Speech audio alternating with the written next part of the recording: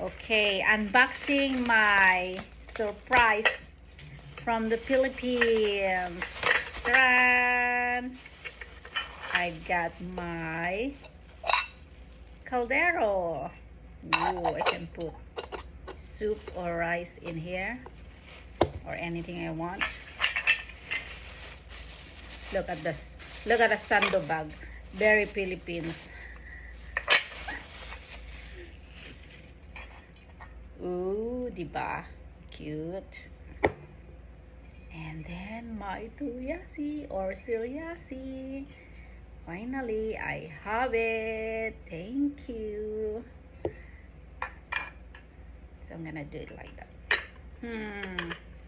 Yung real big caldero na lang kulang.